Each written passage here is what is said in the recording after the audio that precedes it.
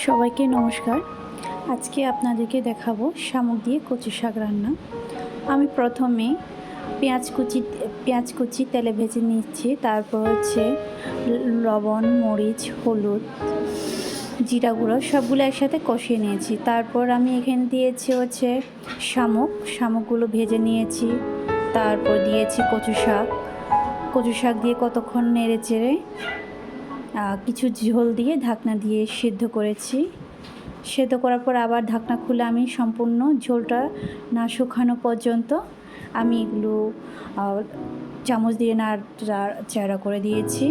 এভাবে করে তার পাশে চুলায় বসে দিয়েছি আমার মামুনির জন্য রান্না। ওর জন্য হচ্ছে রাতের জন্য রান্না করেছিলাম। এই তো প্রায় শেষ।